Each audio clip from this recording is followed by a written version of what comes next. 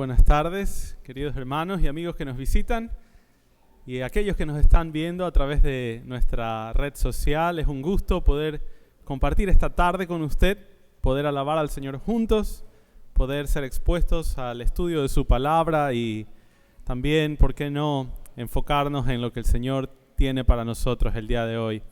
Así que vamos a empezar alabando al Señor, cantando Oh gran Dios. Lo vamos a hacer juntos y lo vamos a hacer sentados por ahora y dentro de un momento nos ponemos de pie. Vamos a cantar juntos Oh gran Dios.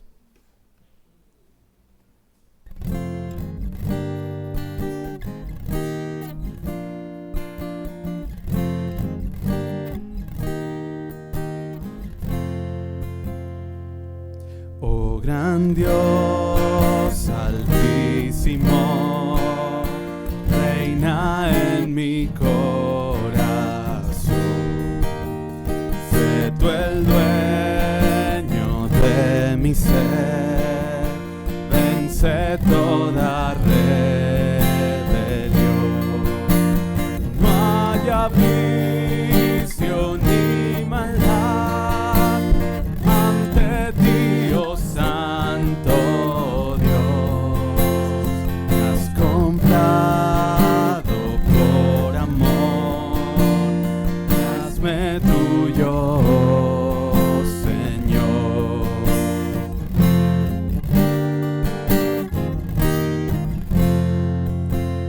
Mi pecado me cegó, no escuchaba yo su voz, ignoraba tu amor, me alejé de ti, Señor. Mas tu Espíritu me dio vida y tu palabra obró. A tu Hijo conocí, su evangelio me salvó.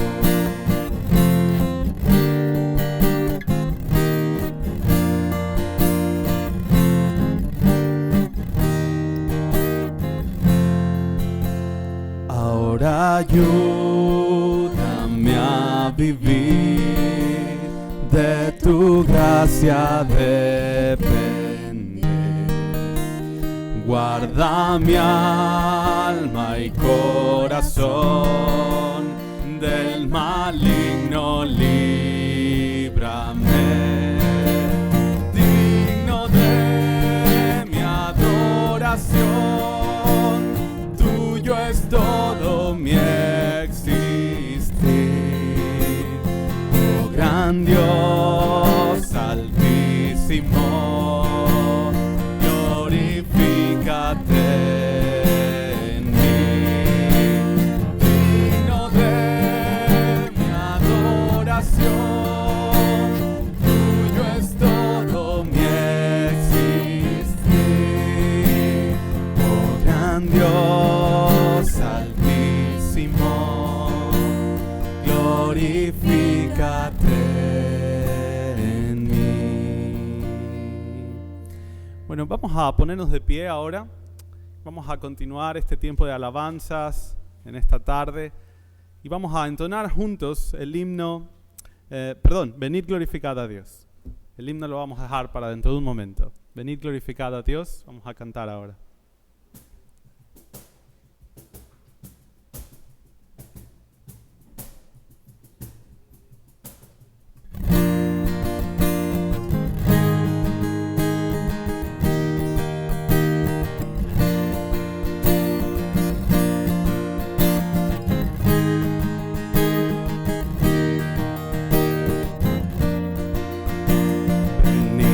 Glorificad a Dios, el Padre del Señor.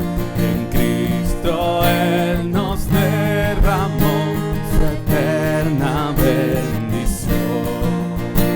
Sin manchas, puros en su luz, nos destinó a ser sus hijos adoptados por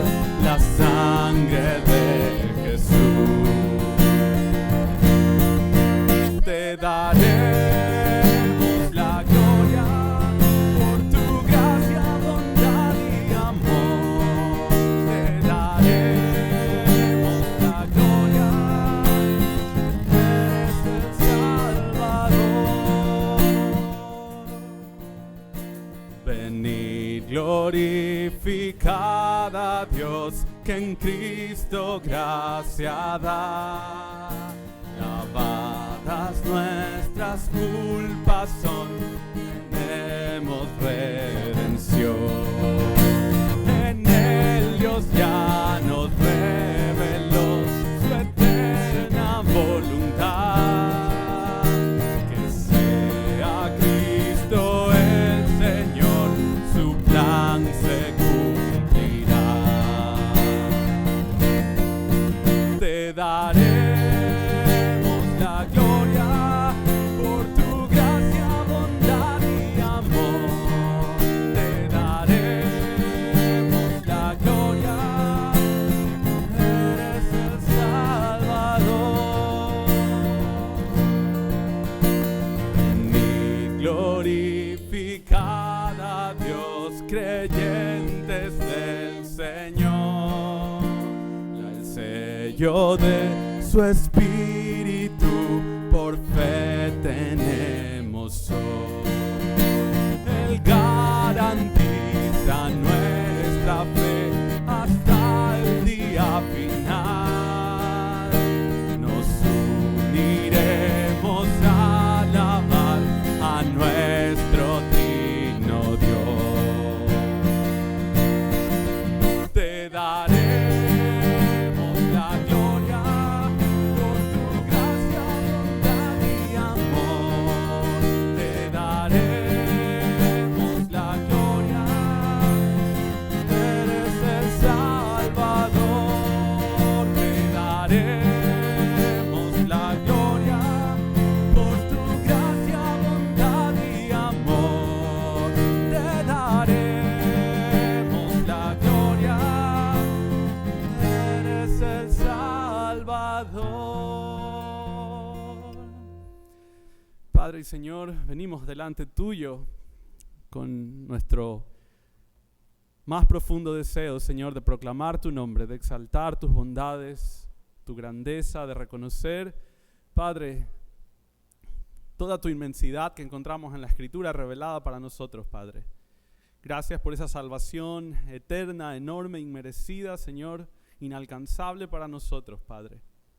Pero que en tu infinita misericordia te dignaste en mirarnos, Señor.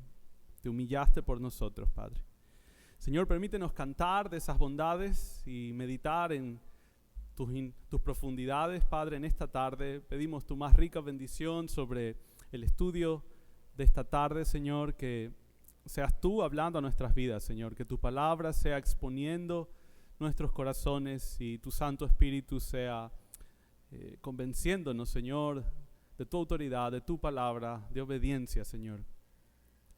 Padre bendito, todo esto es nuestro deseo en esta tarde, en nuestro corazón, y deseamos proclamar tu nombre. Bendice la vida de Sixto, que trae tu palabra en esta tarde, y cada hermano, cada visita que está acá, Señor, la encomendamos en tus manos, tus poderosas manos, Señor, para que hagas conforme a tus propósitos. Gracias por nuestra iglesia y gracias por la comunión. En Cristo Jesús oramos. Amén. Antes de tomar asiento, queremos alabar al Señor ahora sí con el himno. Estad por Cristo firmes. Vamos a cantar.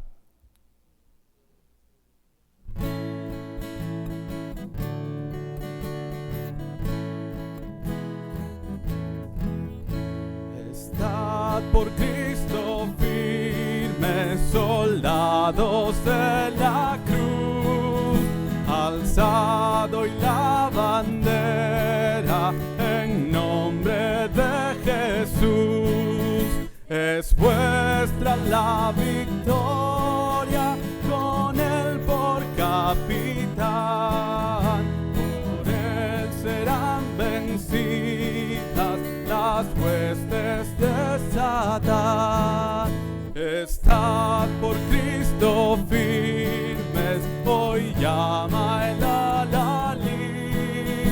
Con él pues a la lucha, soldados todo sí. Probad que sois valientes, luchando contra el mal. Es fuerte el enemigo, mas Cristo es sin igual. Estad por Cristo firmes, las fuerzas vienen de él. El brazo de los hombres es débil y es infiel. Dios la armadura, dudad en oración. Peres y peligros demandan gran tesón. ¿Pueden tomar asiento por un momento? Vamos a terminar este tiempo de alabanzas con una alabanza que aprendimos hace un tiempo y no la hemos cantado desde entonces, bueno, desde hace algunas semanas tal vez. Conocida creo por todos nosotros y exalta la gracia del Señor. Su gracia es mayor. Vamos a cantar juntos.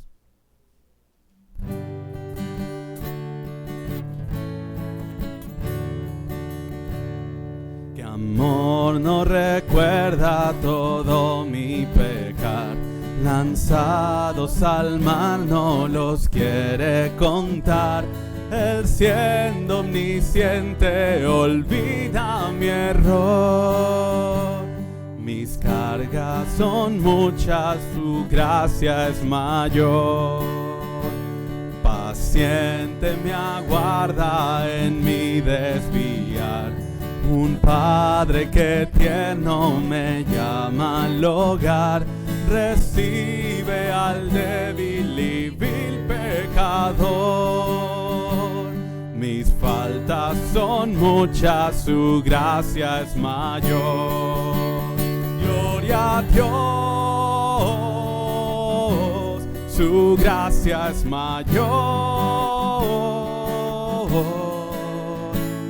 Sus misericordias hoy nuevas son, mis faltas son muchas, su gracia es mayor.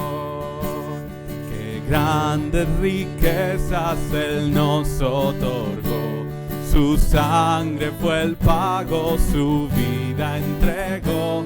Pagó esa deuda y la canceló. Mis faltas son muchas, su gracia es mayor. Gloria a Dios,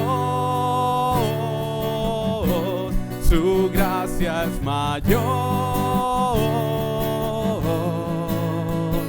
Sus misericordias hoy nuevas son, sus faltas son muchas, su gracia es mayor. Gloria a Dios, su gracia es mayor. Sus misericordias hoy nuevas son, mis faltas son muchas, su gracia es mayor. Mis faltas son muchas, su gracia es mayor. Amén, esa es nuestra esperanza. Bueno, algunos anuncios que se dieron esta mañana y queríamos recordarles simplemente es que estén orando por el nuevo grupo de membresía. Hay un grupo relativamente grande que se está uniendo a nuestra iglesia de creyentes que quieren pertenecer a la membresía de nuestra iglesia, así que eso nos tiene muy contentos, muy animados. Estén orando por ellos. Algunos de ellos van a dar el paso al bautismo también. En los próximos días se va a estar dando más anuncios, así que estén orando por este grupo de hermanos que pronto los van a conocer, van a ser presentados desde acá adelante y usted va a poder conocerlos, compartir con ellos y estar orando por ellos también. Simplemente recordarles nuestro estudio bíblico este día miércoles 7:15 p.m. Venga para que pueda tener un tiempo del estudio de la palabra, oración y compartir algunos alimentos, algún refrigerio con los hermanos y conocer un poco más a otros miembros de nuestra congregación. Entonces, esos son los anuncios por ahora. Queremos mientras los hermanos sugieres se preparan para la recolección de las ofrendas, vamos a orar pidiendo la bendición de Dios sobre las ofrendas. Vamos a orar. Padre y Señor nuestro, venimos ante ti, Señor, reconociendo tu control total, Señor, sobre nuestras vidas. Y al hacerlo, Padre, entendemos que toda nuestra provisión, todo nuestro sustento, Señor, proviene de ti. Señor, si somos sinceros, vamos a entender, Señor, tu infinita misericordia al darnos mucho más de lo que merecemos, Padre. Señor, eso impulsa nuestro corazón con agradecimiento, con gozo, con adoración a ti, al ver tu amor, al ver tu cuidado, aún en momentos de dificultad, Señor. Tú has sido misericordioso y nos has sostenido, no solo a esta iglesia, Señor, sino también a cada uno de los miembros de esta congregación, Señor. Padre, como respuesta a ese agradecimiento, tú quieres dadores alegres, Señor, y ese es el deseo que debe haber en cada uno de nosotros, Señor, de ser generosos con lo que tú nos has dado, buenos administradores, Señor, pero al mismo tiempo que nazca de un corazón que reconoce tus bondades, Señor, y está agradecido. Padre bendito, que ese sea el deseo nuestro en esta tarde, Señor. Usa la ofrenda que vamos a levantar, Señor, para la expansión de tu reino, el sostén de esta iglesia, Señor, y para poder alcanzar a otros también con tu palabra y seguir lo que tú nos has encomendado, Señor, que es el ministerio de la palabra y la predicación de las Escrituras, Señor. Padre bendito, todo esto lo ponemos en tus manos y con profundo agradecimiento nos disponemos ahora a ofrendar, Señor, en Cristo Jesús. Amén.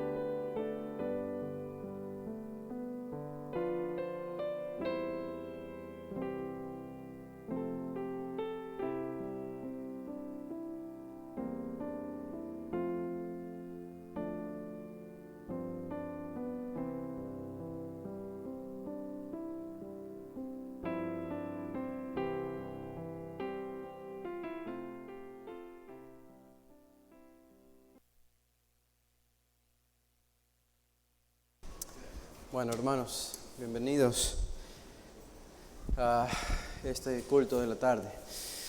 Bueno, pueden abrir sus Biblias en el Evangelio de Lucas, el capítulo 11. ¿Me escuchan bien? Está un poquito fuerte, pero está bien, ¿no? Bueno, en Lucas, el capítulo 11, estamos estudiando la oración del Padre Nuestro y nos encontramos en la segunda petición en esta tarde. Este es el versículo al que vamos a llegar, el versículo 2, la petición, venga tu reino, venga tu reino. Así que vamos a enfocarnos en eso esta mañana. Y hemos hablado ya acerca de algunas cosas que tienen que ver con la oración y algunas observaciones que podemos notar desde incluso el versículo 1, cuando a Jesús lo vemos orando, a los discípulos pidiéndole que les enseñe a orar. Entendemos que la oración es algo instintivo en los creyentes. Fue algo instintivo en Jesús, fue algo instintivo en los discípulos, el hecho de que le hayan pedido en ese instante que les enseñe a orar. Y esta es la naturaleza de la oración, no es solamente algo planificado, pero también es algo instintivo.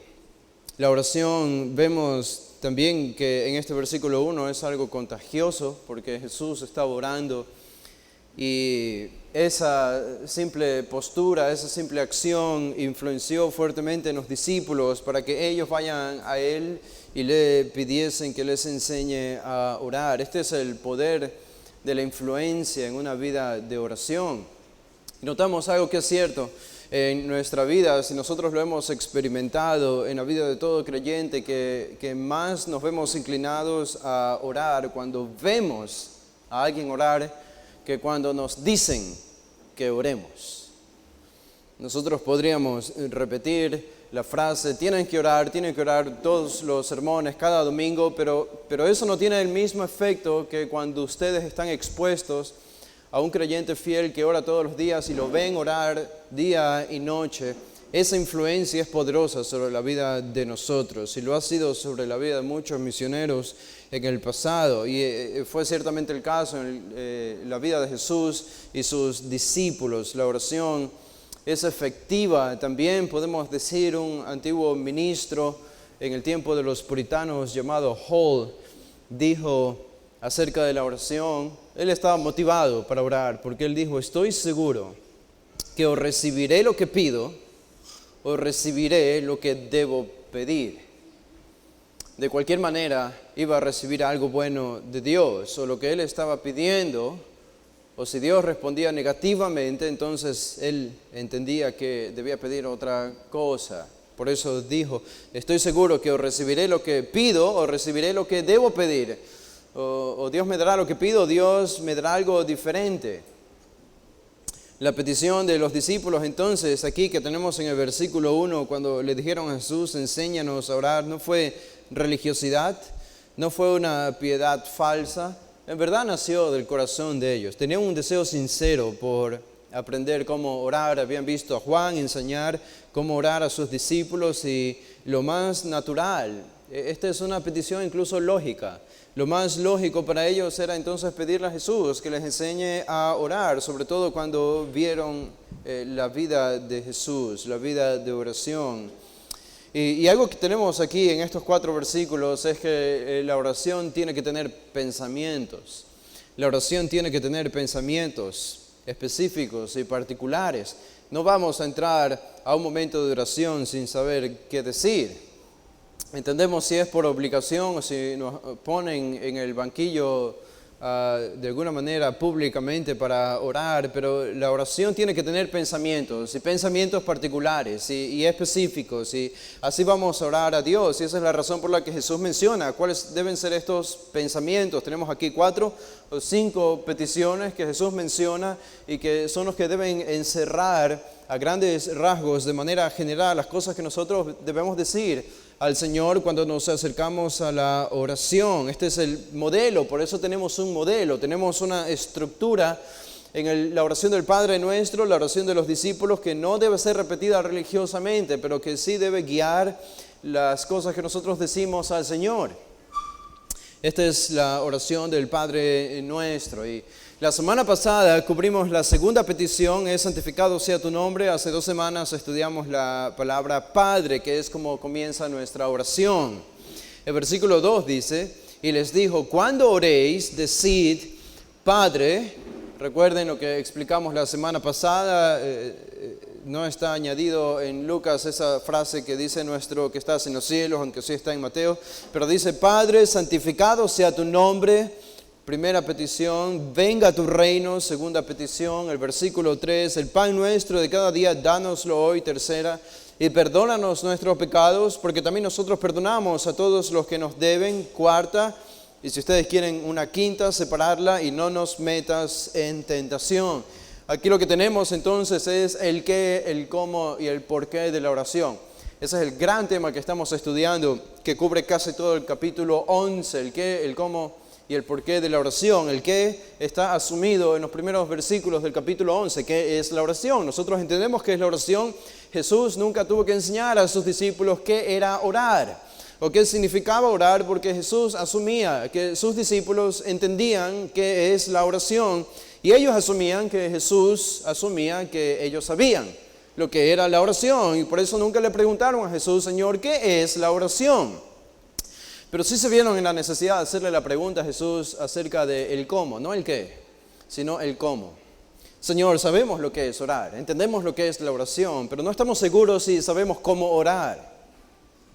Y me parece a mí que esa debe ser una pregunta sincera de parte de nosotros como creyentes al Señor.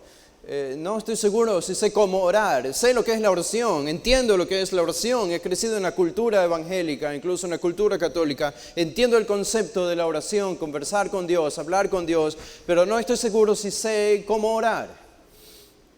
Y entonces Jesús dedica estos 4 versículos para enseñarles cómo orar, y los versículos del 5 al 13 para decirles por qué orar. Entonces tenemos el qué, el cómo y el por qué de la oración.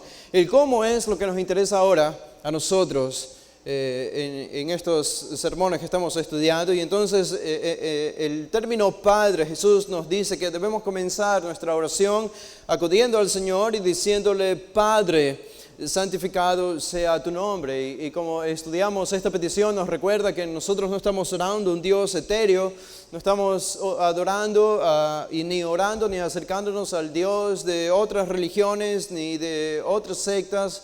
Estamos acercándonos a un Dios particular, es al Dios de la Biblia, revelado en la Escritura. Y le llamamos Padre porque asumimos que tenemos una relación con Él. Él es nuestro Padre, somos sus hijos, hemos sido adoptados por la redención, la expiación de Cristo en la cruz. El término Padre entonces nos recuerda que no tenemos la libertad de orar si no somos salvos, si no somos hijos de Dios. La única oración que un impío puede pedir al Señor es sálvame. Sálvame de mi pecado, redímeme.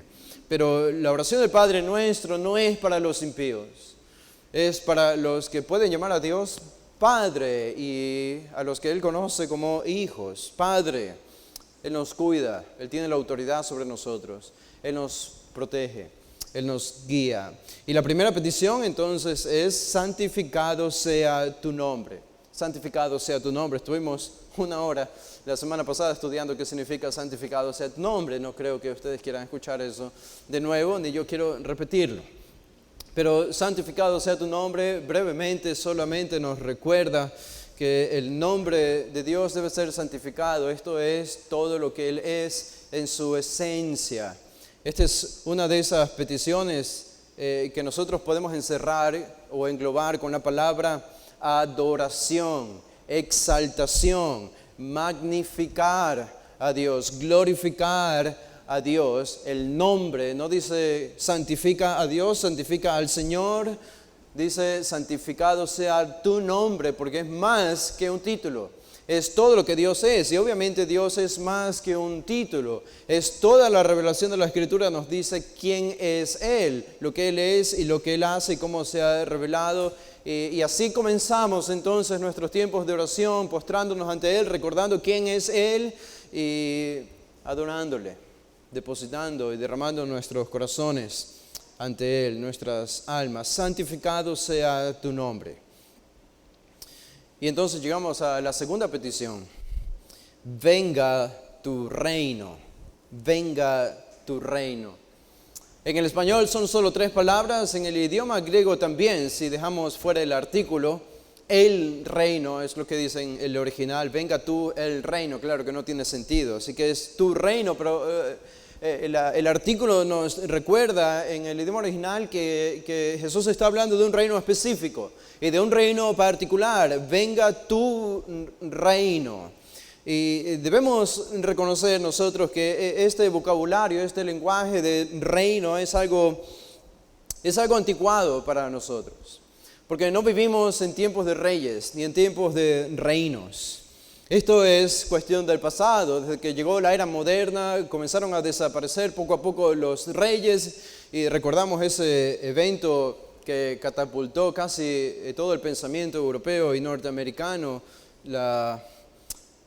Lo que sucedió en Francia a finales del siglo XVIII, la Revolución Francesa, cuando los hombres, algunos nobles, se levantaron con el pueblo en Francia y sacaron al rey de su trono y le cortaron la cabeza, y ese fue el fin de la monarquía en Francia para comenzar un nuevo ciclo, una nueva era en Francia y lo que iba a ser el resto de Europa. También el resto del mundo. Terminaban los reinos, terminaban los reyes y comenzaba la democracia. Comenzaban los pueblos representados por hombres, por ministros, a gobernar a sus países. Y ese ha sido nuestro mundo, el mundo moderno. Así que estamos un poco descontextualizados cuando cada vez que vamos a la Biblia leemos la palabra reino o reyes. No vivimos en tiempos de reinos ni de reyes.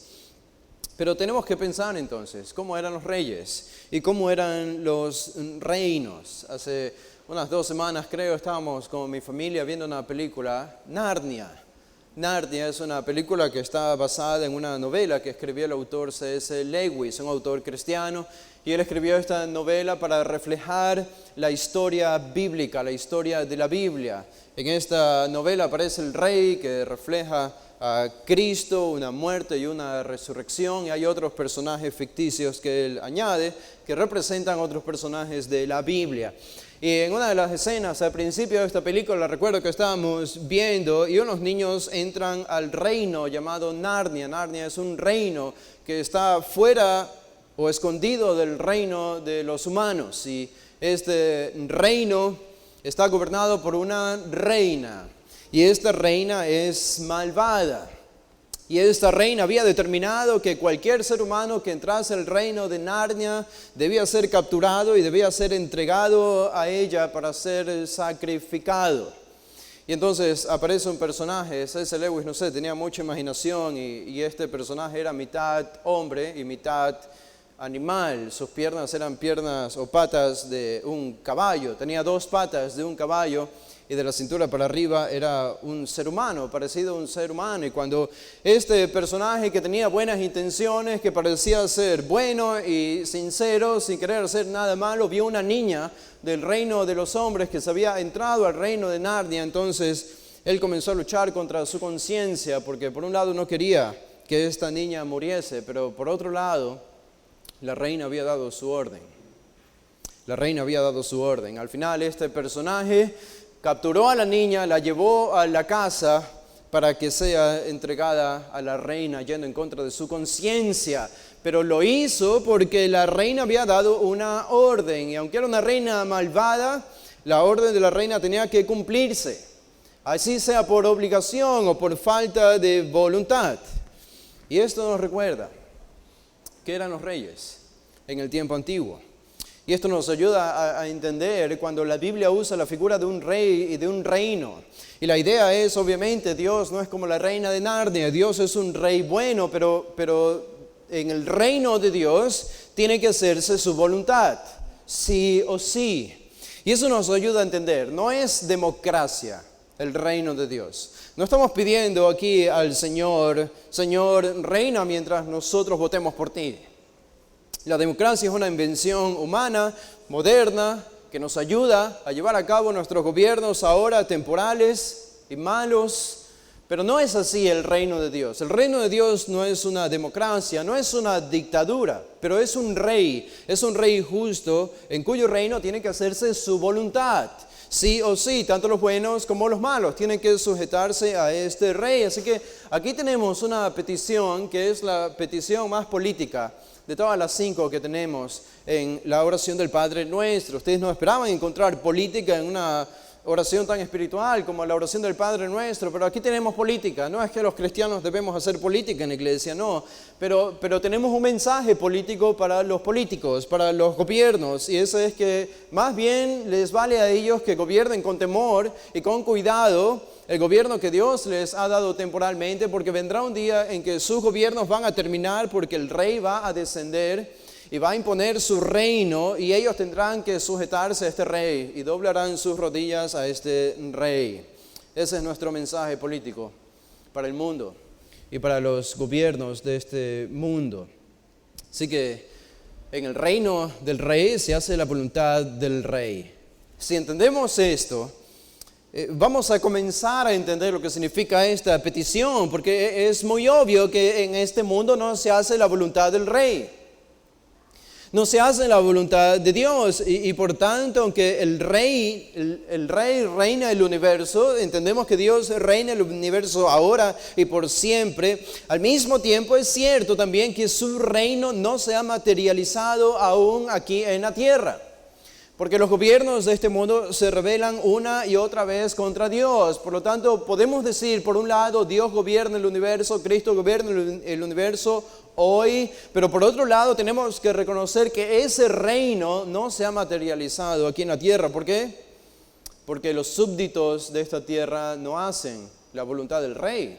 Solo unos pocos. El día de hoy, solo la iglesia. Pero para entender esta petición, esto no es suficiente, es importante, pero no es suficiente, no solo esto, porque el reino de Dios no es como el de los reyes de este mundo. Y así que cuando hablamos del reino de Dios, tenemos que definir lo que es el reino de Dios, tenemos que calificar lo que es el reino de Dios como la Biblia lo califica, como la Biblia lo revela y lo presenta.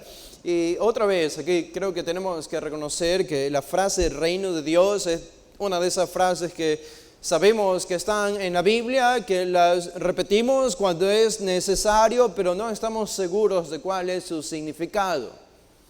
¿Qué es el reino de Dios? ¿Cuántas veces hemos leído esta frase en la Biblia, en el Nuevo y en el Antiguo Testamento?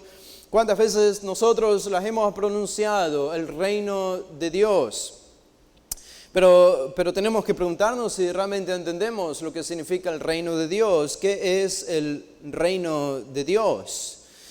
Y para explicarles esto, quiero que ustedes me acompañen a compartir lo que es la historia de todas las historias. Y esto es lo que vamos a hacer ahora para entender lo que es el reino de Dios y entender esta petición. ¿Cuál es la historia de todas las historias? En la literatura hay algo que se llama la narrativa. La narrativa es cuando nosotros leemos un acontecimiento, una serie de eventos que tienen personajes y que tienen alguna enseñanza, alguna lección, a veces moral al final, alguna conclusión hay al final. Esas son narrativas. Pero cuando hablamos de otro término importante es el término metanarrativa. Metanarrativa. La metanarrativa nos comunica la idea de que es una narrativa que está por encima de otras narrativas. Es la narrativa, la metanarrativa es la narrativa que gobierna todas las otras narrativas. Y cuando leemos la Biblia encontramos muchas historias que son narrativas, muchas historias. Adán y Eva, Abraham, Moisés, Daniel, David, Jesús y sus discípulos, Pablo con sus viajes, Pedro, etcétera, etcétera. Y todas estas son historias reales, son narrativas. Pero para entender bien el bosque, no solo los árboles, debemos entender cuál es la metanarrativa de todas estas narrativas que encontramos en la Biblia. Cuál es la gran historia de la que todas estas historias pequeñas que encontramos en la Biblia son simplemente parte y ayudan a entender, a hacer entender de lo que se trata la gran historia. Así que vamos a estudiar esa gran historia. No, de verdad no estaba seguro de hacer esto con ustedes, así que me voy a arriesgar y les pido que tengan paciencia, porque vamos a ver algunos textos de la Biblia, pero esta es la gran historia de la Biblia, de la cual todas las otras historias que ustedes pueden encontrar, no importa que vayan al capítulo 17 de Levítico, el versículo 1, aún ese versículo es parte de esta gran historia. Y vamos a tratar de entender cómo esto se compone. La historia se trata acerca de un rey que creó un reino, para que ese reino sea gobernado y reinado por él, donde se supone que se debe hacer solamente su voluntad. Y vamos al libro de Génesis. Y en Génesis encontramos que este rey, que es Dios, crea un reino, que es el universo y particularmente el planeta Tierra. Y este rey crea en el planeta Tierra muchas criaturas y seres vivos, pero este rey crea dos virreyes, Adán y Eva. Ahora, esto no estamos forzando la escritura y ustedes van a ver que los textos apoyan lo que estamos diciendo. Si ven lo que dice el versículo 26 del capítulo 1 del Génesis, dice Génesis 1:26, entonces dijo Dios, hagamos al hombre a nuestra imagen, conforme a nuestra semejanza, y señoree. Observen ese verbo. Estos son verbos de reyes. Los reyes señorean, no los siervos. los reyes. Y señoree en los peces del mar, en las aves de los cielos, en las bestias y en toda la tierra y en todo animal que se arrastra sobre la tierra. Otra vez aparece el verbo en el versículo 26, señoree. En el versículo 28 dice, fructificad y multiplicaos, llenad la tierra y sojuzgadla. Otro verbo que comunica la idea de rey. Un rey sojuzga. Y otra vez, y señoread en los peces del mar, en las aves de los cielos y en todas las bestias que se mueven sobre la tierra. En otras palabras, cuando Dios creó al hombre y a la mujer, Adán y Eva los creó como reyes. No para someterse a la creación, a la naturaleza, sino para reinar sobre la creación, sobre la naturaleza y sobre todos los animales. Adán y Eva fueron creados como reyes. Los seres humanos fuimos creados como reyes para gobernar esta tierra, que es el reino de Dios, en sumisión a Él, en obediencia a Él y para la gloria de Él, no para nuestra propia gloria. Así comienza la gran historia, la historia de todas las historias. Este se supone que debía ser el Narnia ideal, por así decirlo, el reino ideal. Los dos reyes creados por Dios debían multiplicarse, llenar la tierra y procrear otros reyes. La raza humana para gobernar y para reinar sobre este mundo. Sin embargo, el hombre falló. Los virreyes fallaron. Adán y Eva fallaron. Y no pudieron reinar sobre la tierra porque cuando reinaron lo hicieron para su propia gloria, no para la gloria de Dios. Por tanto, lo que tenemos en el capítulo 3 es la caída del hombre que resulta en una creación maldecida. Lo que se supone que el hombre debía reinar y gobernar, ahora no va a poder hacerlo con tanta facilidad. La naturaleza que se sometía perfectamente al gobierno del hombre, ahora se iba a rebelar contra el hombre. Y es lo que tenemos en el capítulo 3. Noten lo que dice el versículo 18. Del capítulo 3 de Génesis. Espinos y cardos te producirá, lo que Dios le dice a Adán.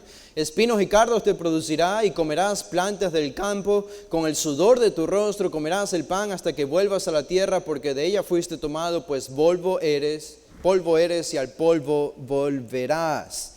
Esta es la idea entonces. La naturaleza no solo se iba a rebelar contra el rey, que es el ser humano, sino que se lo iba a comer entero. Ustedes recuerdan que en el capítulo 2 el hombre fue creado del polvo de la tierra. En el versículo 7 sopló en su nariz aliento de vida. Antes dice, Dios formó al hombre del polvo de la tierra y sopló en su nariz aliento de vida y fue el hombre un ser viviente. Dios creó a Adán del polvo de la tierra, a Eva de la costilla de Adán, por lo tanto también fue hecha del polvo la raza humana. Y sin embargo, por el pecado encontramos en el capítulo 3 que ahora el polvo que sirvió como un instrumento, un material para crear al hombre, ahora ese polvo que representa a la naturaleza se va a comer al hombre, porque el hombre va a morir y quedará disuelto como el polvo. Y entonces tenemos que ahora la naturaleza se va a resistir. Y ese es el estado presente de las cosas en que nosotros vivimos. Así que, ¿qué hace Dios? ¿Qué hace Dios? Su reino ahora era un reino perdido. Los virreyes que él había creado, Adán y Eva y el resto de la raza humana, se habían depravado, se habían rebelado contra el rey glorioso, el único rey. Entonces Dios buscó ahora restaurar su reino. Este es un reino perdido, pero Dios ahora busca restaurarlo, recuperarlo, traerlo de vuelta a Él. Y noten que un rey tiene que gobernar. Y en este gobierno se tiene que hacer su voluntad y Dios va a tener la intención de hacer esto. Y tenemos cómo va a hacerlo en el versículo 15 cuando promete la simiente de la mujer que vendrá a herir en la cabeza a la serpiente, que es Satanás. Así que aquí encontramos la promesa del advenimiento de un hombre que, entre otras cosas, va a revertir la maldición de Dios sobre la tierra. La tierra que se rebela ahora contra el hombre, que es el virrey de Dios, va a tener que ser restaurada. Y va a tener que ser restaurada a su condición original de sujetarse completamente al gobierno del hombre. Y esto lo va a hacer por medio de este personaje que se promete en el versículo 15 del capítulo 3. Ahora noten que desde ese momento en adelante las personas comenzaron a vivir con la expectativa de que vendrá un hombre que restaurará las cosas, que restaurará la maldición de Dios sobre la tierra. Vendrá un hombre. Y tenemos una referencia de esto en el capítulo 5 del Génesis. ¿Se acuerdan de Noé? El papá de Noé fue Lamec. En el capítulo 5, dice el versículo 28, vivió Lamec 82 años y engendró un hijo. Y llamó su nombre Noé, versículo 29, diciendo, noten lo que dice Lamec acerca de su hijo Noé. Este nos aliviará de nuestras obras y del trabajo de nuestras manos a causa de la tierra que Jehová maldijo. ¿Qué significa eso? Lamec sabía que la tierra había sido maldecida por Dios por la desobediencia de Adán y Eva. Y Lamec sabía que esa maldición iba a ser revertida por medio de la promesa del versículo 15 de Génesis 3, de que vendría un hombre que restauraría todas las cosas. Y Lamec pensó que era Noé. Lamec pensó que era Noé por alguna razón que no nos dice el texto. Y sin duda Noé fue un hombre justo. Noé fue un hombre de fe, pero el versículo 29 claramente nos dice que Lamec entendía que la tierra había sido maldecida y que Dios iba a restaurarla por medio de este personaje. Pero Lamec se equivocó, porque obviamente más adelante, solo unos 2 capítulos más adelante, ya en el capítulo 9, lo encontramos a Noé embriagado. Llega una escena un poco extraña y rara en que uno de sus hijos, Canaán, comete un acto de inmoralidad con él cuando estaba allí en su tienda borracho. Obviamente Noé no era ese hombre prometido. Noé falló en restaurar la tierra. Su carácter no era perfecto, aunque fue un hombre justo, aunque fue un hombre salvo. Así que aquí tenemos ahora la introducción a las naciones. Ahora recuerden, Dios tiene que restaurar su reino que se ha perdido. Todos se rebelan contra Él, el hombre está en rebelión contra Él. Ya pasamos el capítulo 6, toda la raza humana se rebeló, excepto Noé y su familia. La naturaleza, la creación se rebela contra el hombre. Todo es un caos y Dios tiene que recuperar ese reino. En el capítulo 10 y el capítulo 11 tenemos la introducción a las naciones. Los hijos de los 3 hijos de Noé, la descendencia de los 3 hijos de Noé, Sem, Cam y Jafet, de ellos 3 se llenó toda la tierra. Es lo que nos dicen los capítulos 10 y el capítulo 11. Y se formaron las naciones. Dios formó las naciones. Y llegamos al capítulo 12 de Génesis. Y en el capítulo 12 encontramos un gran contraste en el relato que escribe Moisés aquí, porque hemos hablado ahora de las naciones y cómo se ha poblado toda la tierra por medio de estos descendientes de los 3 hijos de Noé. Pero en el capítulo 12, ahora Moisés que escribe aquí se enfoca en solo un personaje que es Abraham. Pero no es un contraste. Si entendemos lo que Dios le promete a Abraham, noten lo que Dios le promete a Abraham en el versículo 2 y 3. Haré de ti una nación grande y te bendeciré y engrandeceré tu nombre y serás bendición. Bendeciré a los que te bendijeren y los que te maldijeren maldeciré y serán benditas en ti todas las familias de la tierra. Todas las familias de la tierra. Este es el pacto que Dios hace con Abraham. Este es el pacto abrámico. Y en este pacto Dios promete restaurar todas las naciones. Ahora notan cómo Dios sigue avanzando su plan para restaurar su reino y restaurar a la naturaleza, a la creación que ha sido maldecida por el pecado del hombre. Y ahora lo que Dios le dice a Abraham aquí es que lo va a hacer inicialmente por medio de una nación que vendrá de los descendientes de Abraham. Y por medio de esta nación, Él piensa restaurar todas las naciones. Y esto es lo que se conoce tan importante como el pacto de Dios con Abraham. Y dentro de esto nosotros tenemos más adelante, ustedes saben que Abraham procreó hijos y nietos. Y en el capítulo 49 del Génesis,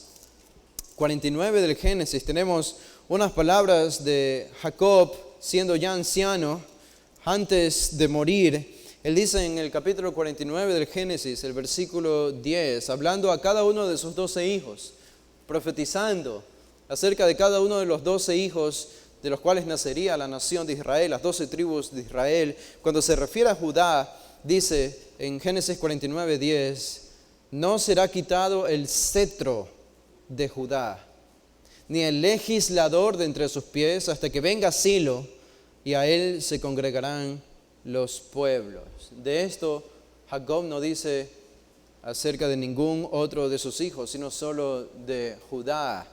Noten las palabras. Este es un rey.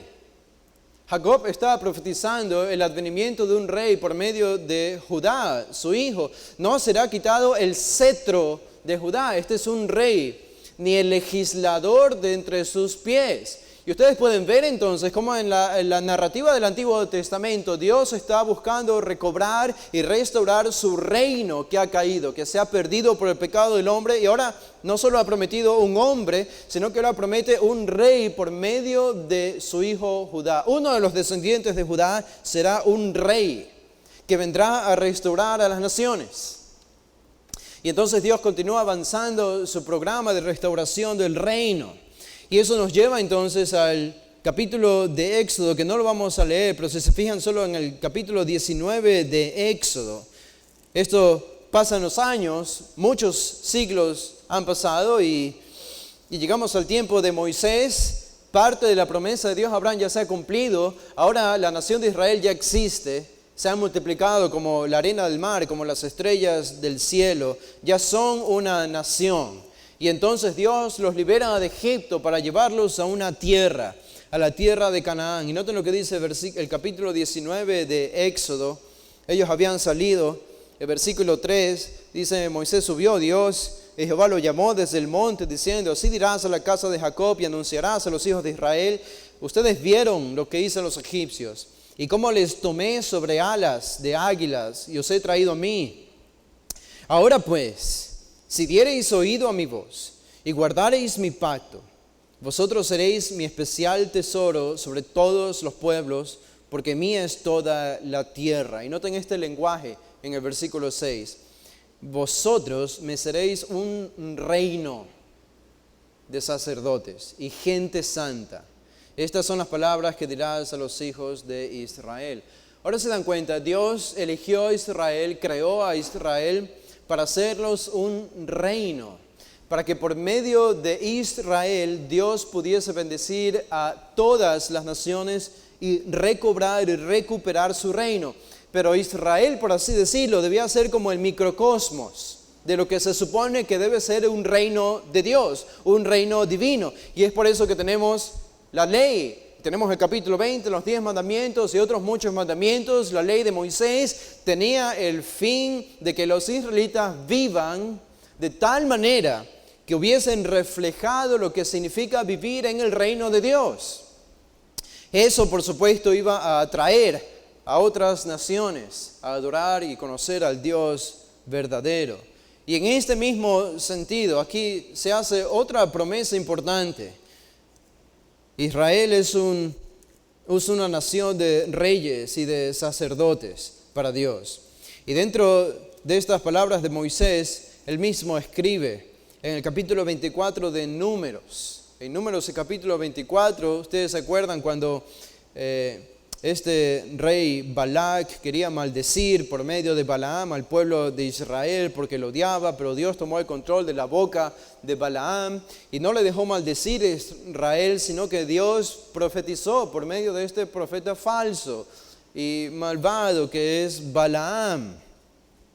Y noten lo que dice en el capítulo 24, el versículo 3 de Números. Y alzando sus ojos vio a Israel, esto es Balaam, alojado por sus tribus, y el Espíritu de Dios vino sobre él. Entonces tomó su parábola y dijo Balaam, hijo de Beor, y dijo el varón de ojos abiertos, dijo el que oyó los dichos de Dios, el que vio la visión del Omnipotente, caído pero abiertos los ojos, cuán hermosas son tus tiendas, oh Jacob, tus habitaciones, oh Israel. Como arroyos están extendidas, como huertos junto al río, como aloes plantados por Jehová, como cedros junto a las aguas, y de sus manos destilarán aguas, y de su descendencia será en muchas aguas. enaltecerá su rey, ahí estamos en el lenguaje del rey, enaltecerá su rey más que Agag, y su reino será engrandecido. Su reino será engrandecido. Noten lo que va a hacer este rey. Dios lo sacó de Egipto, tiene fuerzas como de búfalo, devorará a las naciones enemigas, desmenuzará sus huesos y las traspasará con sus saetas. Se encorvará para echarse como león y como leona. ¿Quién lo despertará? Benditos los que te bendijeren y malditos los que te maldijeren. Dios, por medio de este profeta falso, promete un rey de la nación de Israel, que va a salir y va a devorar a sus enemigos, va a destruir a sus enemigos. Noten el versículo 17. Versículo 17, lo veré. Otra vez Balaam, Dios toma el control de él y dice, lo veré, mas no ahora, lo miraré, mas no de cerca. Saldrá estrella de Jacob y se levantará cetro de Israel. En otras palabras, rey de Israel. Y herirá las sienes de Moab y destruirá a todos los hijos de Sed. Tomará a Edom, será también tomada a Seir por sus enemigos, e Israel se portará varonilmente. De Jacob, dice el versículo 19, de Jacob saldrá el dominador. Este es un rey y destruirá lo que quedare de la ciudad. Ahora, ustedes se fijan entonces en el plan de Dios. Él está revelando poco a poco más el programa que Él tiene planificado para restaurar su reino caído y su reino perdido, que es primero por medio de esta simiente de la mujer, después por medio de Abraham, de su descendencia. Él bendecería a todas las naciones, después la nación de Israel, y alguien de la nación de Israel es Judá, uno de los padres de Israel, y por medio de él levantaría un rey. Y aquí Balaam vuelve a reiterar la idea de que saldrá estrella de Jacob, cetro se levantará en Israel, devorará a todos sus enemigos y pondrá a Israel en lo más alto. Israel, una nación de reyes, un reino de sacerdotes, como se le llama. Creo que van entendiendo por ahora lo que es la gran historia de todas las historias cuando leemos la Biblia. ¿Cuál es la metanarrativa? La narrativa más importante de todas las narrativas que aparecen en la Biblia. Es un rey que tiene un reino y que está buscando restaurar ese reino que ha caído temporalmente. Pero la cuestión no termina allí. Yo les pido que tengan paciencia conmigo al principio. En el segundo libro de Samuel, el capítulo 7, encontramos otra promesa. Los años pasan, Israel falla estrepitosamente y aparentemente no hay salida para la inmoralidad del pueblo de Israel, para su paganismo. Entonces Dios levanta un rey conforme a su corazón que se llama David. Y a David, no a otro, sino a David, Dios le hace una promesa. En el capítulo 7, 2 de Samuel 7, dice el versículo 13, haciendo referencia al hijo de David, Salomón, pero una referencia también a alguien más allá que Salomón. Dice, él edificará casa a mi nombre, y yo afirmaré para siempre el trono de su reino. Yo afirmaré para siempre el trono de su reino, un reino eterno. Esto va más allá que Salomón. Yo le será el padre y él me será mi hijo. Si hiciere el mal, esto se aplica a Salomón, yo le castigaré con vara de hombres y con azote de hijos de hombres. Pero mi misericordia no se apartará de él, como la aparté de Saúl, al cual quité de delante de ti. Noten el versículo 16, y será afirmada tu casa y tu reino para siempre delante de tu rostro, y tu trono será estable eternamente. Esto nos dice entonces que Dios le está prometiendo a David que saldrá un rey de su descendencia que tendrá un reino eterno. Por lo tanto, esto va más allá que Salomón, porque Salomón murió y el reino de Israel fue destruido, fueron dispersados y fueron llevados a otras naciones en el tiempo del Antiguo Testamento, así que no perduró. Pero Dios prometió un rey eterno, con un reino eterno. Y la pregunta para nosotros es, ¿David entendió esto? ¿David entendió que Dios estaba prometiendo un rey eterno más allá que Salomón? Bueno, según Pedro, en su primer sermón, sí. En el capítulo 2 del libro de los Hechos, Pedro hace referencia a este texto y nos dice que David entendió que Dios iba a resucitar al Mesías, al rey que no vería muerte por siempre. Y Dios lo resucitó, porque David sabía que Dios iba a levantar un rey eterno. Así que estamos aquí, que Dios ahora promete a David que de su descendencia y de su linaje, Dios levantará un rey que se sentará en el trono de Israel. Y a propósito de esto, ¿dónde nos deja a nosotros, a los seres humanos, todo esto? Toda esta promesa de un rey que vendrá a reinar, a recobrar el reino perdido en Génesis 3. ¿Dónde nos deja a nosotros los seres humanos? Recuerden que fuimos creados como reyes, así que no somos princesos o princesas de Dios, somos reyes, pero somos reyes que se sujetan al rey eterno, al rey principal, y que le sirven humildemente. Somos reyes en realidad en esta tierra. Y alguno podría pensar, bueno, pero después de Génesis 3 perdimos esta habilidad de funcionar como reyes en la tierra. Bueno, ¿en serio? Noten lo que dice el Salmo número 8. Salmo número 8, escribe David, obviamente mucho después de la caída de Génesis 3, muchos siglos después. Noten lo que dice el versículo 2, Salmo 8, 2.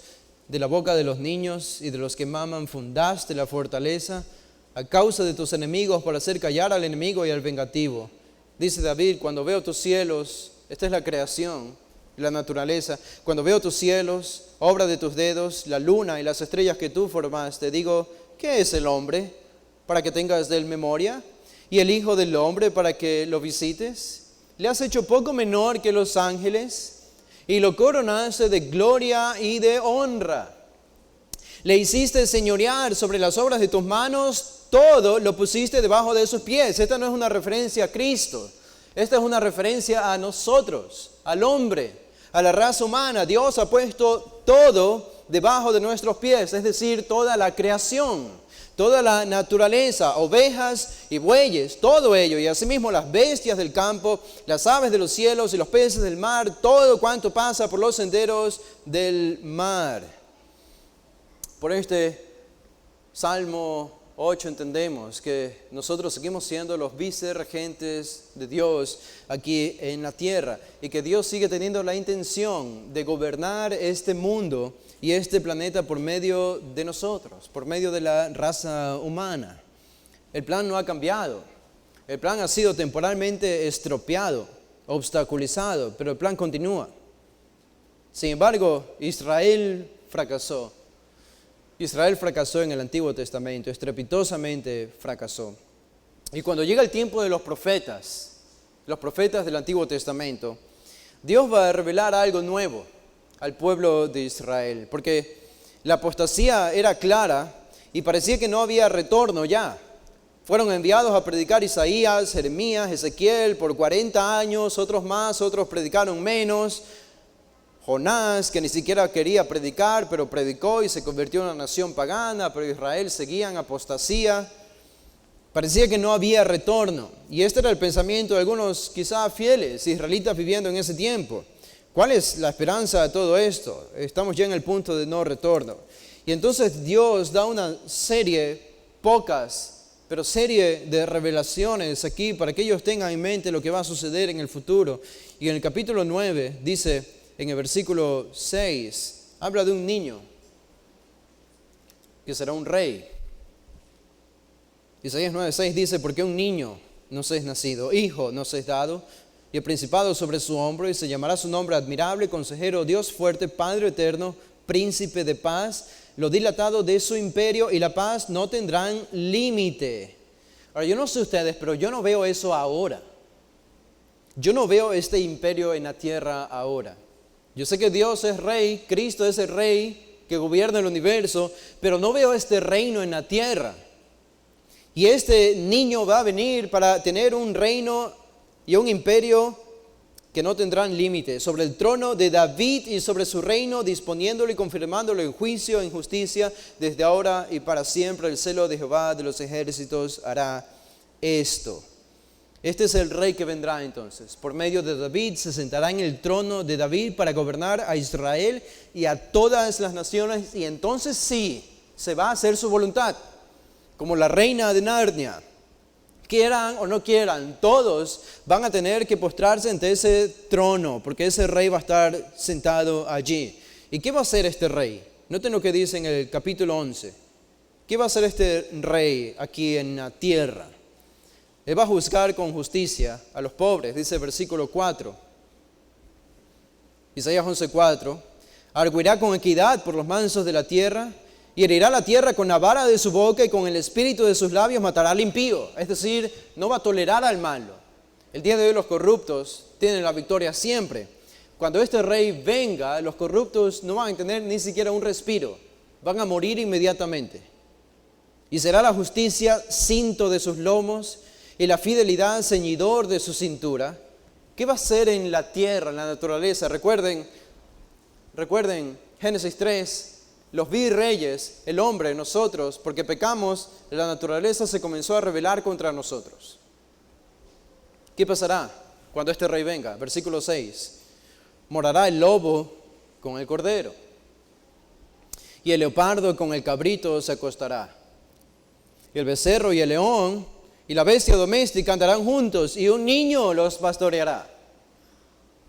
Algo imposible de hacer hoy va a suceder cuando este rey venga a sentarse en su trono. ¿Notan lo que va a hacer este rey? Va a revertir la maldición de Dios sobre la tierra. Animales matándose unos a otros no es el plan original de Dios, es el resultado de la caída, del pecado. Dice el versículo 7, y la vaca y la osa pasarán, sus crías se echarán juntas, y el león como el buey comerá paja, es decir, no habrá animales carnívoros, no se matarán unos a otros. Versículo 8, y el niño de pecho jugará sobre la cueva del áspid, una serpiente, y el recién destetado extenderá su mano sobre la caverna de la víbora. No habrán mal, ni dañarán en todo mi santo monte, porque la tierra será llena del conocimiento de Jehová, como las aguas cubren el mar. Yo no he visto que suceda esto todavía en nuestra tierra, sino que es todo lo opuesto. Los gobiernos se rebelan contra Dios todo el tiempo, y podemos verlo en las leyes de nuestra Constitución, y los animales se matan unos a otros todo el tiempo, incluso atacan a seres humanos y a niños todo el tiempo. Este rey todavía no viene, este reino todavía no ha llegado, no es una realidad, pero es una promesa, Y por último, noten lo que dice Isaías 65 acerca de este rey.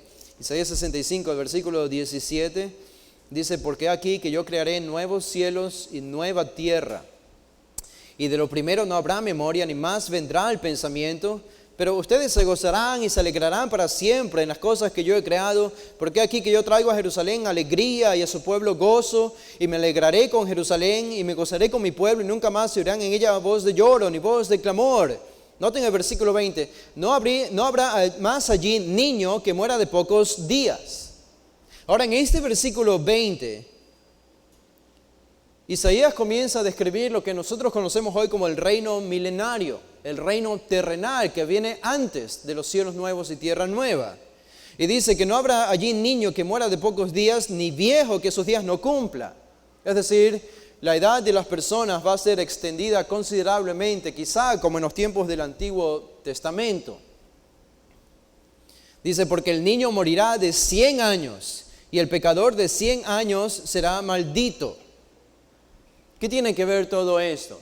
Cuando el rey venga, va a restaurar a la creación caída. Y una particularidad de la maldición de Dios sobre la creación es que nosotros morimos, y morimos rápido. La tierra nos traga, el polvo nos traga, y quedamos enterrados. Y la muerte es repentina. Pero eso no va a suceder en el reino milenario, porque cuando Cristo venga, el rey venga, va a revertir la maldición sobre la creación. Y parte de eso va a ser entonces la cantidad de tiempo que nosotros vamos a vivir, o que las personas van a vivir en ese tiempo. Los restos de los versículos siguen enfatizando esta idea, hablando acerca de otras cosas. El versículo 25 dice, el lobo y el cordero serán apacentados juntos, y el león comerá paja como el buey, y el polvo será el alimento de la serpiente. No afligirán ni harán mal en todo mi santo monte dijo Jehová. Esta es la gran promesa. Bueno, eso nos deja con una expectativa más que no vamos a leer, pero Dios en medio de todo esto promete hacer un nuevo pacto con Israel. Un nuevo pacto, donde Él va a poner sus leyes en los corazones de ellos. Este nuevo pacto implica el perdón de pecados. Bueno, ¿dónde nos deja esto? El reino de Dios. Dios, el rey, creó un reino y creó a reyes dentro de este reino, pero estos reyes fallaron. Por lo tanto, Dios ideó un programa para restaurar su reino. Y lo hizo por medio de Abraham, los descendientes, la nación de Israel. Y en medio de todo esto prometió un futuro rey que vendría. Llegó el tiempo de los reyes, David, y prometió que vendría por medio de David a vencer a los enemigos y a poner a Israel como cabeza de las naciones. Este reino será la restauración de toda la naturaleza, de toda la creación. Restaurará nuestra propia vida. Las personas vivirán mucho más de lo que viven el día de hoy. Los animales no se matarán y no se va a tolerar la injusticia en ese reino. Cristo mismo, con la palabra de su boca, matará a los injustos y a los que se rebelen contra su reino. Y entonces aparece la era del Nuevo Testamento. El Nuevo Testamento. ¿Y qué nos dice el Nuevo Testamento? No tenemos tiempo para ver todo esto. Solo quiero llevarles a pocos versículos aquí. Y en el Nuevo Testamento, por eso entendimos que los judíos vivían con esa expectativa. Un reino, no solo un reino espiritual, sino un reino político. Porque Dios había prometido eso en el Antiguo Testamento.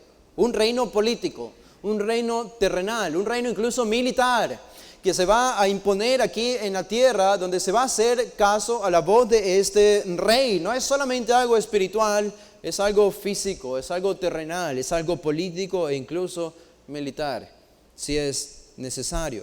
Y es por eso que cuando ustedes pueden imaginar lo que sintió María cuando escuchó las palabras de Gabriel.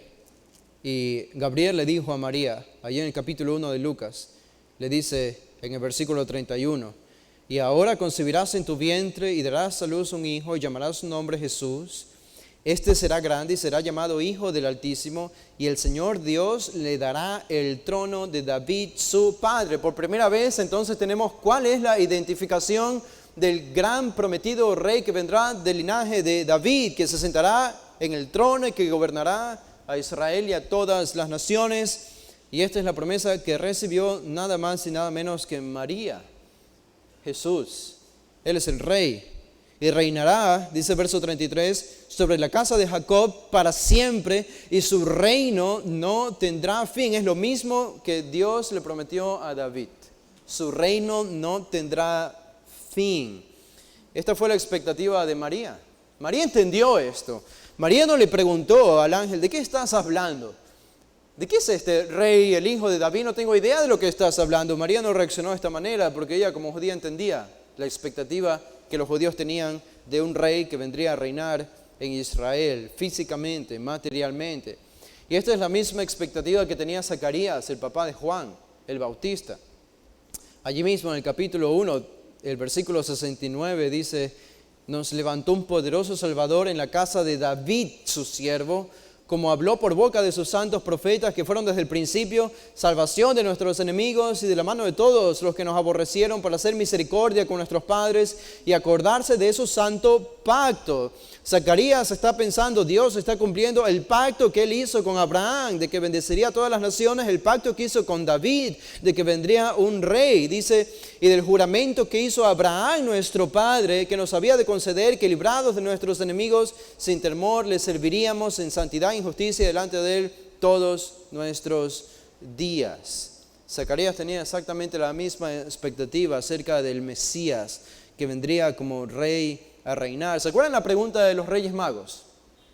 A Herodes, o a los judíos, a los fariseos. ¿Qué le preguntaron los reyes magos a los judíos cuando llegaron a la ciudad allá, Palestina, en el capítulo 2 de Mateo? ¿Dónde está el rey que ha nacido?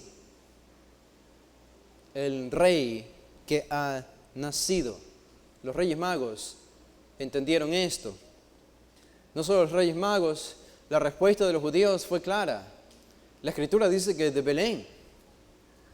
El Antiguo Testamento enseña que de Belén van a nacer. Esta era la expectativa judía. Ellos entendieron literalmente entendieron correctamente. Claro, sus motivaciones fueron malas, por eso no lo recibieron, pero entendieron correctamente, el rey va a nacer y va a nacer de Belén para reinar sobre Israel y sobre todas las naciones.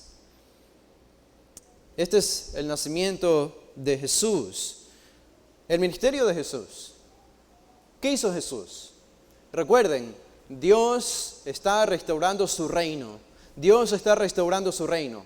¿Qué hizo Jesús? Sanó enfermos a diestra y a siniestra por cientos o por miles. Sanó enfermos. Resucitó muertos.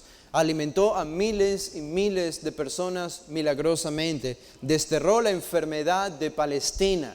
En los 3 años de ministerio de Jesús, Galilea particularmente se convirtió en un microcosmos de lo que será el reino de Dios cuando venga sobre la tierra. No hay enfermedad, no hay ataques de demonios. Todo queda desterrado por la voluntad del Rey. Se hace la voluntad del Rey. Y Dios, por medio de Jesús en su ministerio, demostró eso durante su ministerio. Esto es lo que demuestran los milagros de Jesús. Jesús en sus milagros está diciendo, así será mi reino cuando venga. No habrá enfermedad, no habrá muerte, no habrá maldición. Satanás no podrá hacerles daño porque vivirán en mi reino y en mi reino se hace mi voluntad y serán protegidos por el Rey, que es Cristo, es Dios. Este fue el ministerio de Jesús. Y demostró lo que es el reino. Ahora, ustedes saben cuál fue la predicación de Jesús. ¿Qué predicó Jesús al inicio? Lo mismo que Juan el Bautista. Arrepentíos. ¿Por qué? El reino de los cielos ha llegado. Arrepiéntanse porque el reino de los cielos ha llegado. Hay algo que los judíos no entendieron. Ellos podían entender el reino de los cielos ha llegado. Lo que ellos no podían entender era la palabra arrepentirse. Y es que para entrar al reino de los cielos, ellos debían arrepentirse de sus pecados. Y esto fue novedoso para ellos, pero era necesario si querían ser salvos. Pero Jesús dijo, el reino ha llegado a ustedes, porque el rey ya estaba en medio de ellos. Y en ese sentido, el reino de Dios había descendido en Jesús a Palestina durante su ministerio terrenal. Pero algo pasó con este rey. Y es que este rey fue crucificado en la cruz. Murió y los judíos lo desterraron, los judíos lo rechazaron, los judíos no lo quisieron. Pero este rey resucitó al 3er día y se convirtió en el evento expiatorio que nos puede dar el perdón de pecados a personas, hombres y mujeres de todas las naciones. Dios tenía la intención de instaurar y establecer su reino por medio de Jesús, porque Él dijo, arrepiéntanse porque el reino de los cielos ha llegado. Y a los judíos en una parábola dijo, el reino de Dios está entre ustedes. En otras palabras, porque yo estoy aquí, el reino de Dios ha venido. Pero ellos postergaron el reino. Al mismo tiempo estaba en los planes de Dios, pero ellos postergaron el reino por su rechazo del Mesías y no lo quisieron como rey. El título, ¿se acuerdan cuál fue el título que pusieron sobre la cabeza de Jesús cuando fue crucificado? ¿Qué decía el título? Rey de los judíos. Rey de los judíos. Pilato mandó a poner este título porque este era el crimen con el que había sido acusado Jesús. Y el crimen con el que fue acusado Jesús refleja su verdadera identidad, algo que la gran mayoría de los judíos desconocieron por su pecado. Él en verdad era el rey de los judíos, pero este título no alcanza a englobar todo lo que Jesús es, porque Él no solamente es el rey de los judíos, más propiamente dicho, Él es el rey de Israel, de la nación de Israel, y Él es el rey de todas las naciones. El Salmo 2 nos lo dice. Pero este rey resucitó. Y ahora, ¿dónde estamos? Estamos en la era de la iglesia. Yo no veo el reino de Dios sobre la tierra. La iglesia comenzó, Jesús regresó al cielo y los discípulos le hicieron entonces una pregunta. Bueno, Jesús, ya moriste, ya resucitaste, ahora entendemos lo que dice el Antiguo Testamento acerca de tu muerte y tu resurrección, Isaías 53, lo entendemos muy bien. Entonces ellos le hicieron la pregunta a Jesús: Señor, en Hechos 1:6, ¿restaurarás el reino a Israel en este tiempo? Es decir, notan la expectativa de los discípulos: ahora viene el tiempo de cumplirse en las otras profecías del Antiguo Testamento, en que tú vas a restaurar el reino de Israel y vas a gobernar sobre el mundo entero. Al final se va a hacer tu voluntad. ¿Qué respondió Jesús? No ahora, no todavía. Espérenlo aún, todavía no. Van a recibir poder, el Espíritu Santo va a descender y ustedes van a ser mis testigos. Se van a predicar el Evangelio a todas las naciones, a todas las naciones. Y esa es la era en la que nosotros estamos viviendo, es la era de la iglesia. ¿Saben lo que es la iglesia? La iglesia es un microcosmo del reino de Dios. En la iglesia se hace la voluntad de Dios. La iglesia debe ser un reflejo de cómo será ese reino cuando venga el futuro a instaurarse aquí en la tierra. Porque en la iglesia se hace la voluntad de Dios. Y nosotros vivimos, por decirlo así, la ética del reino. No es la idea de que el reino de Dios vive en nuestros corazones. ¿Qué significa eso? El reino de Dios es mucho más que eso. No puede solo vivir en nuestros corazones. El reino es un reino espiritual, sí, pero también es un reino político. Y cuando oramos, Señor, venga tu reino, no solamente estamos pidiendo que su reino venga a nuestros corazones para hacer su voluntad, estamos pidiendo que su reino político venga en la tierra y se establezca aquí, para que todas las naciones hagan su voluntad. Y entre tanto, la iglesia es un reflejo de cómo debe funcionar el reino. Nosotros vivimos la ética del reino. ¿Cómo se vive en el reino? Este es el Sermón del Monte. El Sermón del Monte es la ética del reino. Así viven los miembros del reino de Dios, como Jesús enseñó en el Sermón del Monte. Y así debemos vivir nosotros en la iglesia. Pero el reino de Dios todavía no viene. Todavía no llega. ¿Cuándo va a llegar? ¿Cuándo se va a sentar finalmente sobre este mundo? Bueno, si ustedes me acompañan a Apocalipsis, el capítulo 19, dice lo siguiente, Apocalipsis 19.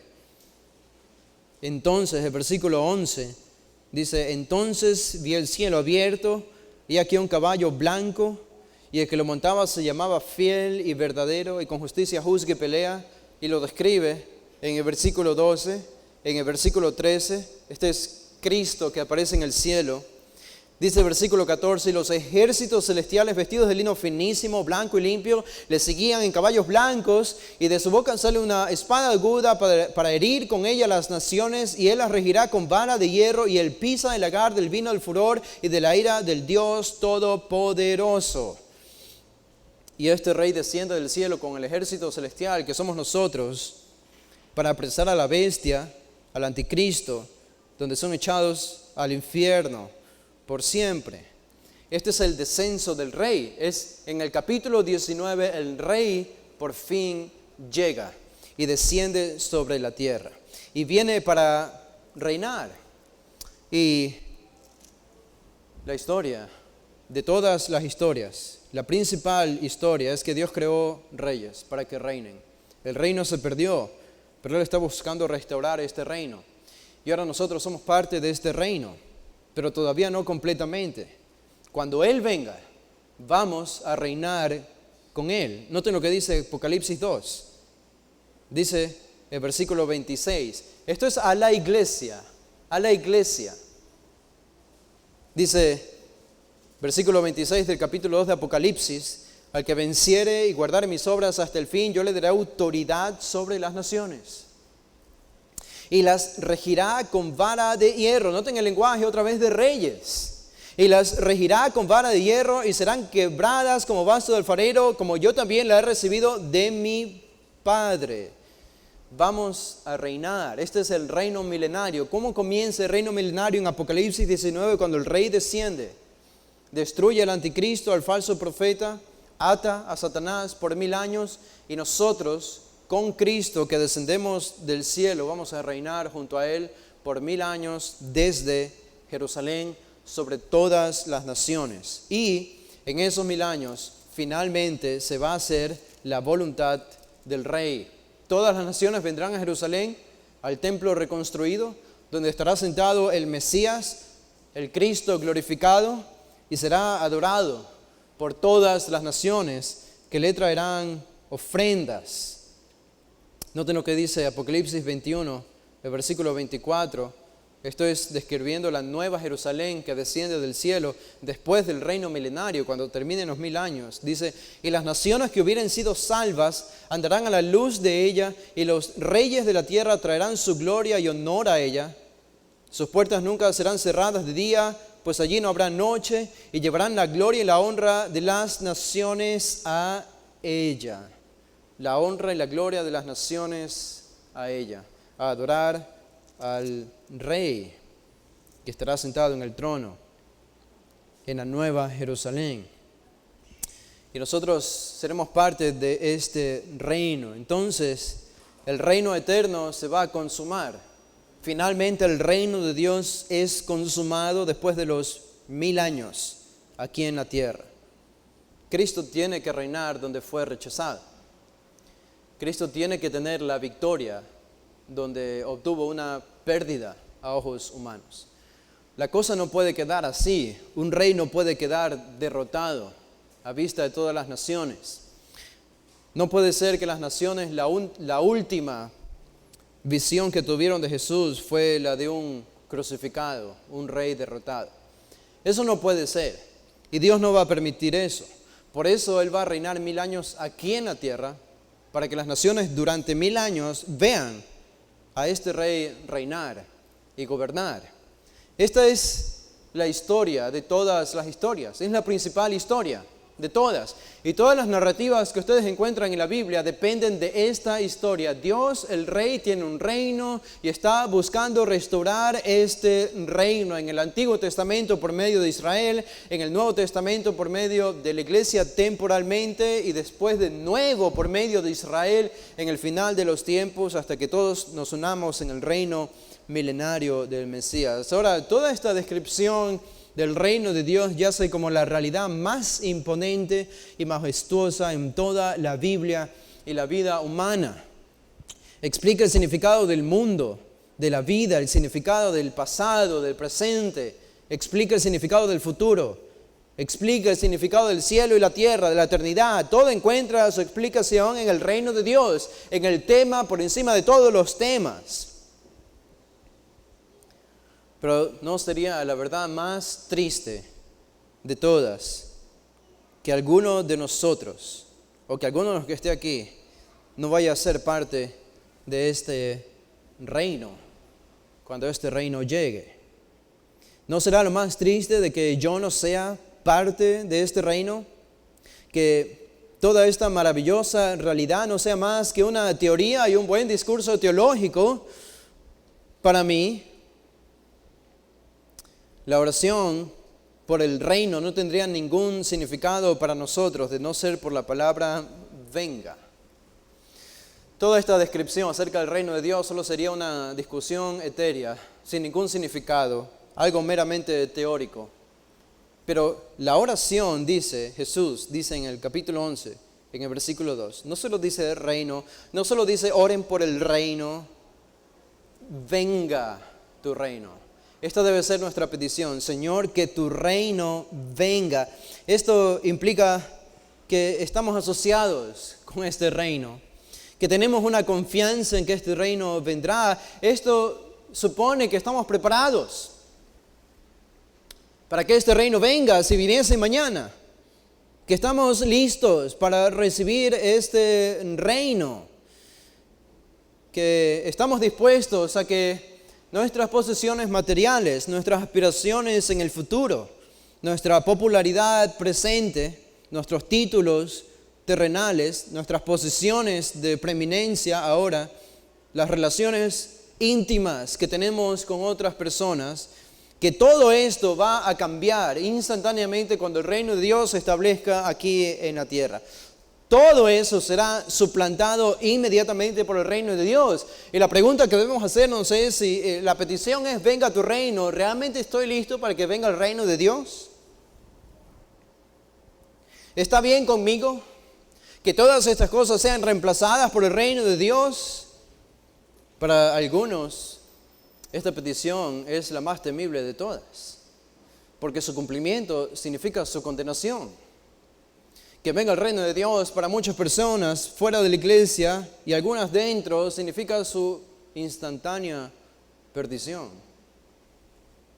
No deberían ser tan prontos en pedir que el reino de Dios venga, pero si somos parte del reino de Dios tenemos el anhelo entonces porque estamos preparados para que este reino venga.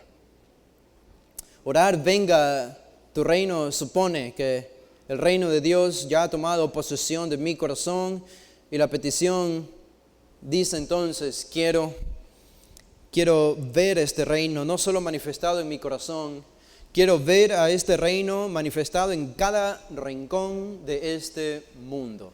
En cada rincón de este planeta quiero ver manifestado y materializado este reino. He llegado a anhelar tanto este reino que quiero verlo plasmado en las partes más oscuras y más corruptas de este planeta. Esto es lo que anhelo, esto es lo que dice la petición, esto es lo que oraron los salmistas.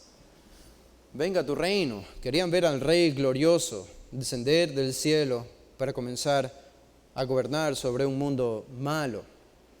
Piensen en esto. ¿Por qué Jesús les diría a sus discípulos, pidan, venga tu reino, cuando Él sabía que el reino no iba a llegar todavía? ¿No les parece algo curioso que Jesús les dice, pidan, venga tu reino? Pidan. Cuando Jesús sabía que el reino de Dios no iba a establecerse sino muchos siglos después, incluso hasta el día de hoy, todavía no se ha establecido aquí en la tierra. ¿Por qué orar entonces, venga tu reino? Yo creo que hay algunas razones por las que debemos hacer esto a pesar de que puede ser que no suceda ahora o mañana, no sabemos.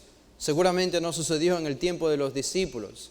Pero, ¿por qué Jesús? ¿Cuál fue su motivación? ¿Qué había detrás de todo esto? ¿Qué hay detrás de esta petición? Bueno, en primer lugar, para establecer una expectativa. Necesitamos esa expectativa de que el reino de Dios venga. Esta es una expectativa santificadora. No es una mentira, no es una actuación pedir que el reino venga. Este es Jesús buscando establecer una expectativa en nuestras mentes. Sabemos nosotros, la vida cristiana está llena de luchas. Estamos en una lucha contra nuestros propios pecados que nos agobian, que nos quitan el gozo, que nos quitan las bendiciones de Dios, que destruyen la paz y las relaciones con otras personas, que nos quita nuestra comunión con Dios. Esta es la lucha contra nuestro pecado. Estamos en una lucha también contra las ideas falsas. Dios es negado, Cristo es negado, la iglesia es negada, el Espíritu Santo es blasfemado, la Escritura es atacada. Y ahí estamos nosotros como cristianos defendiendo la verdad. Luchamos contra el pecado, luchamos por la verdad, luchamos contra la influencia del mundo que busca arrastrarnos a sus ideologías falsas, a sus mentiras por medio de personas y por medio de artefactos. Estamos en guerra también contra Satanás, nuestro pecado, el mundo, la influencia, las ideas contra Satanás y sus demonios que andan rondeando continuamente para devorarnos y destruir nuestra vida cristiana, destruir nuestro testimonio, derribarnos y dejarnos allí en el suelo. Y estas son las luchas de un cristiano, estas son nuestras luchas, este es nuestro mundo. ¿Querías ser cristiano? Bienvenido al cristianismo, esta es nuestra realidad. Está lleno de luchas. Ese es nuestro mundo, esa es nuestra realidad. Dios ha prometido preservarnos en medio de todo esto. Y promete darnos las herramientas para hacer esto. Tenemos la armadura de Efesios 6 para luchar contra todo esto. Pero aún más allá de todo esto, ¿qué es lo lo más alentador en lo que nosotros podemos pensar en medio de las luchas que tenemos en este mundo? ¿Qué es lo más alentador? Incluso más alentador que saber que tenemos una armadura, que tenemos la promesa de Dios de que nos va a preservar. Pienso que es el reino de Dios que se materializa aquí en la tierra y que inmediatamente termina nuestra lucha contra Satanás, contra el mundo, contra nuestro pecado, contra ideas falsas. El reino de Dios significa el fin inmediato de todos nuestros enemigos y quedarán sepultados por siempre. Esta es la esperanza de que los gobernantes malvados pasarán y dejarán de ser por siempre para que Cristo gobierne en persona. La petición entonces, venga tu reino, orarla, aunque no sabemos si va a ocurrir mañana o no, o en nuestra vida, debe ser una petición frecuente porque establece una expectativa que santifica nuestras vidas. Es una expectativa que nos dice que no debemos sentirnos tan cómodos en este mundo. Y también pienso que esta petición Jesús ordenó orar, aunque Él sabía que no se iba a cumplir en el tiempo de los discípulos, porque Dios sí obra por medio de nuestras oraciones. Dios lleva a cabo sus planes eternos por medio de nuestras peticiones. ¿Se acuerdan cuando Daniel oró por el retorno de Israel y Dios lo cumplió? En parte por la petición de Daniel, pero también porque Dios había planificado que ese era el tiempo en que Dios iba a hacer retornar a Israel. Es interesante, es imposible de entender para nosotros, pero el plan eterno de Dios se mezcla, se hace uno con la petición de los santos para que eso se cumpla. Y que, si, hipotéticamente hablando, el reino de Dios no ha venido aquí a la tierra a establecerse políticamente y espiritualmente de manera absoluta, porque los santos no hemos pedido lo suficiente. ¿Cuántas veces hemos pedido que el reino de Dios llegue? ¿Cuál fue la última vez? Que en nuestra oración le dijimos al Señor, Señor, que tu reino venga a establecerse en la tierra. Dios obra por medio de nuestras oraciones. ¿Y qué si la retarda? Se debe en parte a que nosotros no oramos lo suficiente para que su reino venga. También pienso que un tercer y último elemento por qué Jesús envió a orar a los discípulos a pesar de que Él sabía que esto no se iba a cumplir en el tiempo es porque el reino de Dios es el lugar y la esfera donde se hace la voluntad del Rey. Y así el reino primero tiene que ser establecido en nosotros, en la esfera de la iglesia, aplicada a nuestras vidas y a nuestros corazones. Pedir que venga tu reino a mí me recuerda que tengo que vivir como un miembro del reino. Y eso me santifica. Y eso me da esperanza. Y al final, esto nos recuerda que el reino de Dios vendrá. No es algo solo espiritual. Es algo material que vendrá. Es algo político y militar que vendrá a establecerse aquí en la tierra. Y que al final no estamos y no debemos sentirnos tan cómodos en este mundo como están las cosas. Porque el reino de Dios viene. El reino de Dios se acerca. Vamos a hacer una oración para terminar. Padre, gracias por este tiempo, gracias por tu palabra y por permitirnos estudiar, Señor, la maravillosa revelación que hay en ella, y particularmente esta oración del Padre Nuestro. Oh, Señor, sí reconocemos nuestra debilidad en nuestra oración y reconocemos nuestra ignorancia en nuestros tiempos de oración y cuánto nos ha faltado orar porque tu reino venga. Y cómo deseamos que tu reino sea establecido en todos los rincones, Señor, de este mundo. Ahora, cuando vemos que la maldad crece cada vez más y que las iglesias son abandonadas con más frecuencia que antes. Necesitamos, Señor, tu reino. Necesitamos que tu reino venga a suplantar a todos los gobiernos y gobernantes malvados. Señor, que esta petición se vuelva una realidad en nuestro corazón, que se vuelva el anhelo de nuestra alma y que consuma nuestra mente. Tener el profundo deseo de que tu reino se materialice aquí en la tierra, porque estamos preparados para recibir a nuestro Rey y su reino. y la esfera y de todo lo que eso significa aquí en la tierra. Danos, Padre, la perseverancia que necesitamos, la sabiduría y la protección para que seamos discípulos de Cristo, que vivan el reino en la iglesia y que oren continuamente porque el reino de Dios venga. No sabemos, Señor, si quizá oirás nuestra petición y tomarás la decisión también conforme a tu plan eterno, que tu reino sea establecido ahora, en nuestro tiempo, mientras nuestra vida dura aquí en la tierra, antes de nuestra muerte.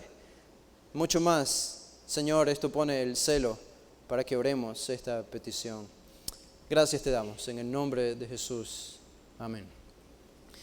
Bueno, hermanos, pueden ponerse de pie. Vamos a hacer una oración para despedir este día de servicio que hemos tenido. Padre, te damos gracias por tu palabra, te damos gracias por este día en que nos has bendecido con la predicación, con la comunión con nuestros hermanos, Señor. Vemos tu bondad, vemos tu bendición siempre en la iglesia, en la congregación.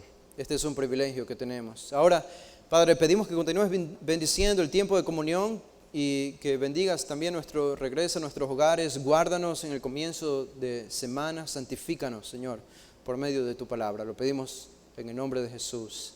Amén.